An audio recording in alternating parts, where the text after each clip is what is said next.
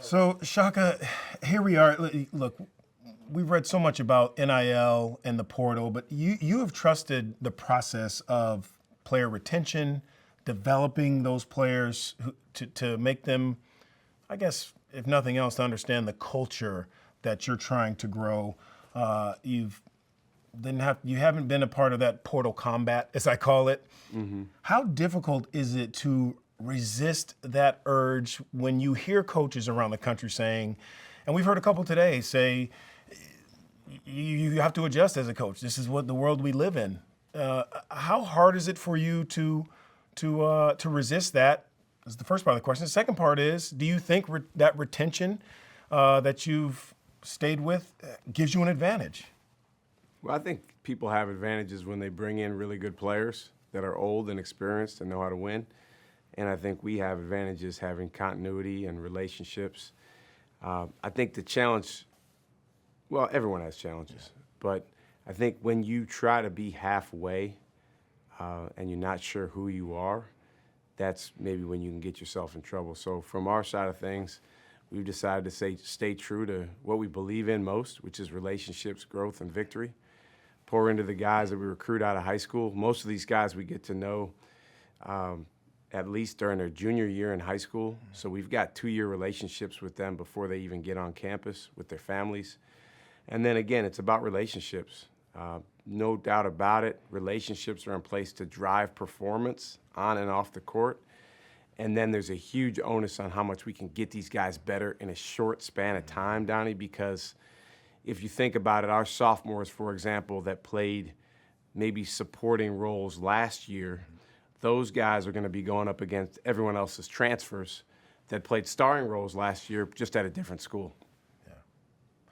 You know, you talk about you bring 10 players back, and obviously those sophomores that are juniors, freshmen that are sophomores are going to help you. But you basically lost, and I don't think I'm overstating it, two generational players, and also in Tyler.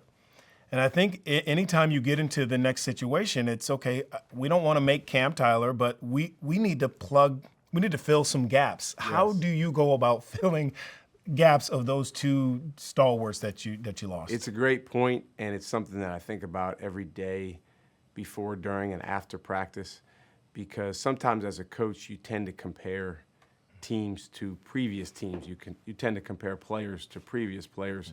Well, that can be problematic. I think the biggest thing we lost with those two guys was incredible maturity as people. I mean, those guys did not have bad days. Those guys were completely focused on winning and on their teammates. And when you're going through it together with them, it's easy to take that for granted. I tried to appreciate it as much as I could while I had them. But certainly this year's team, as we stand in October, we have a lot more growing up to do in terms of maturation, understanding of some of the intricacies and nuances that go into winning than we had at this time last year. But as you said, we do have a lot of guys that were around those guys, that won 56 games in the last 2 years with those guys and played a significant role. Well, one of those guys I think you have to mention, and when you're talking about the maturation process, is Cam Jones, electrifying player. We understandably is going to draw a lot of attention.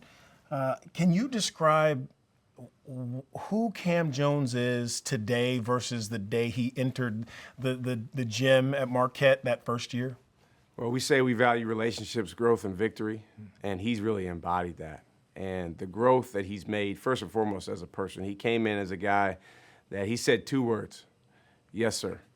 That's all he said when he first got there. And he had to become someone that was willing to emote. He had to become someone that was willing to communicate and connect with others, and he has. And now he's the senior leader, point guard.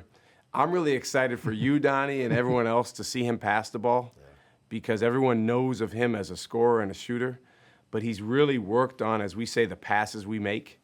And he's not Tyler, but he's emulated some of the things that Tyler's done in the past, and I think you're going to see a really well-rounded offensive game from him.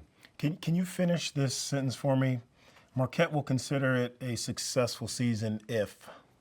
Well, that's always a challenging one. Marquette will consider it a successful season if we reach our upper limits. And I think for this year's team, what that means absolutely is getting better and better and better each week, each month, playing our best basketball at the end of the year. And then what would be great, just because we have recent experience with the opposite of this, is in our last game, making sure that the other team has to be better than the best version of us. The last 2 years down in the NCAA tournament, we felt like in our last game, we didn't really put our best, Marquette out there for a variety of reasons, and that's tough. So 2023 was a 29-win season for you guys, clean sweep of the league, winning regular season and tournament. People forget that. And obviously the team up in the farmland and stores makes you forget that when they've won 2 national titles. But you guys, you ran the table pretty much in 2023. What do you need to do to win another Big East title? Well, I think you sit there in October and you're just trying to get better with your transition defense and you're guarding the ball, so you're not really overly caught up in March yet, but you're working towards that. I think being here at the Garden, we brought 6 of our players here. Again, it's part of our way. We brought all of our juniors and seniors. It reminds me of how special it is to be part of this league and how special it is to have a chance to win this league. Not only did we win in 2023, we've been able to take part in the last 2 conference tournament championship games, one against Xavier in 23 and last year against UConn. And so I think, again, it's playing your best. It's having a group of guys that are willing to multiply one another. Because from a talent standpoint, there's probably a variety of teams because of the transfer portal that might say, hey, we have more guys that average double figures, or we have more guys that are older, or we have more guys that shot this percentage from 3.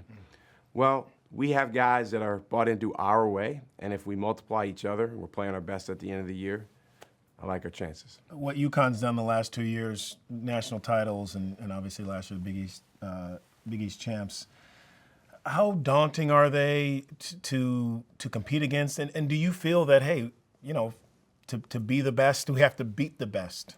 Absolutely. I'm grateful to be in the same league with UConn.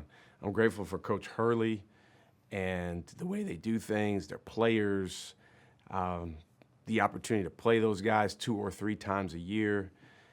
You can't hide from people when you're at this level if you want to go do something special. So they've set a standard. The way that they've gone about things, I think, has been even more impressive than the actual game results. Yeah. Their process, how dominant they've been, how their relationship with challenges and with fear has been something that I think all of us can emulate. So I'm not one of those guys that's going to say, hey, I wish we didn't have to deal with them, or certainly say anything negative, because there's really nothing negative to say. Those guys have been awesome the last 2 years. And again, you look back at 2023, one of the most impressive things about UConn was the fact that they went through that rough stretch, losing, I think, 4 out of 5 or 5 out of 6, and then came back and won the national championship. That demonstrated their character as much as any successes that they've had in the last couple of years. Best shoe game, you or your players? Who has a better shoe game when we get the season going? Oh, those guys by far. Oh, okay. So I had only owned 1 pair of Jordans until I got to Marquette. And now being at a Jordan school, every other week, there's a pair in our lockers. But I'm pretty basic. Are any more comfortable than the others? Because you're down in that defensive stance on the sideline. Absolutely, yeah. Do you know the number? If you really want to get into it, some of them tend to be wider. Yes. Some of them tend to be more narrow. I like the narrower ones because it feels like it's a better fit.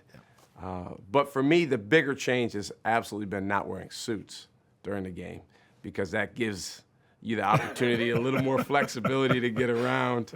I'm actually wearing a suit now that I may or may not have split open at one point. So it's nice to, be able to dress more comfortably and get in the stance.